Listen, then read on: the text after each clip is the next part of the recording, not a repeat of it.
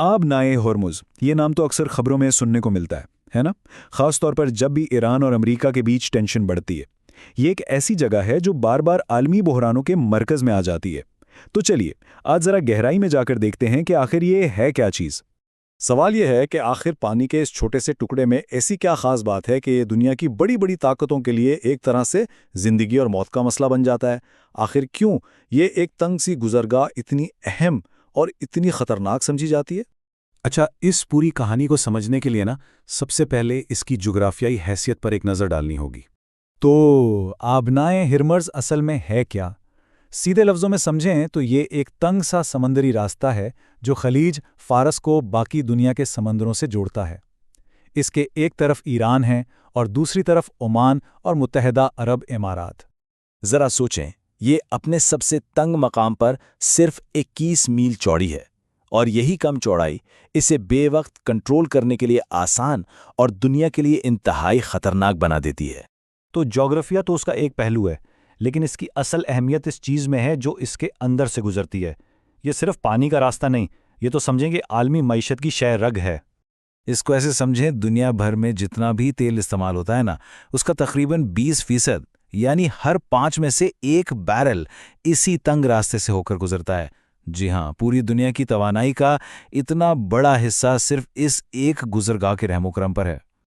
اور اس سے اندازہ ہوتا ہے کہ یہ انحصار کتنا گہرا اور وسیع ہے۔ ایک طرف ہے سعودی عرب، عراق اور کویت جیسے وہ بڑے ممالک جو تیل پیدا کرتے ہیں، اور دوسری طرف ہے چین، بھارت اور جاپان جیسی دنیا کی بڑی بڑی معیشتیں جن کی پوری انڈسٹری اسی تیل پر چلتی ہے۔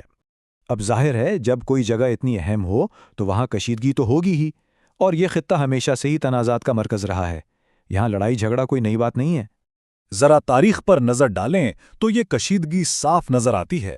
80 کی دہائی میں ایران عراق جنگ کے دوران ٹینکر وار کو دیکھ لیں، پھر 1988 میں امریکہ اور ایران کے درمیان ہونے والی بڑی بحری جھڑپ، اور یہ سلسلہ آج تک رکا نہیں، بلکہ آج بھی تیل کے ٹینکرز پر قبضے اور بڑے ممالک کی بحری گشت یہاں کا ایک معمول بن چکا ہے۔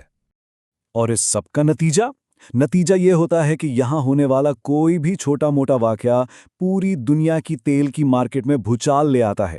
قیمتیں ایک دم سے آسمان پر پہنچ جاتی ہیں، اور اس کا اثر ہم سب کی جیبوں پر پڑتا ہے۔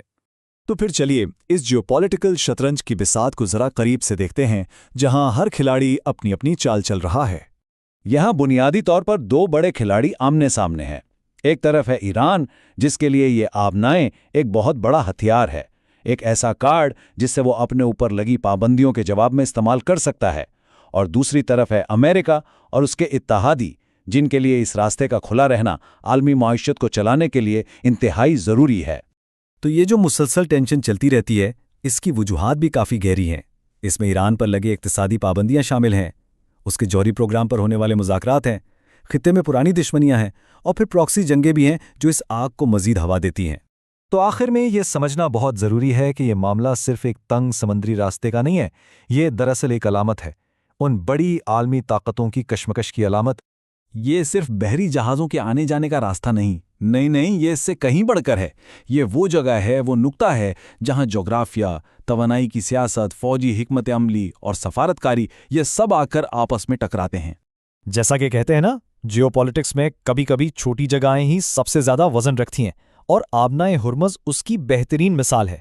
تو آخر میں ایک سوال، جب پوری دنیا کی توانائی کی سیکیورٹی، اس کی معیشت کا انحصار صرف 21 میل چوڑی ایک گزرگاہ پر ہو، تو اس سے یہ اندازہ نہیں ہوتا کہ ہمارا یہ عالمی نظام، یہ سسٹم دراصل کتنا نازک اور کمزور ہے۔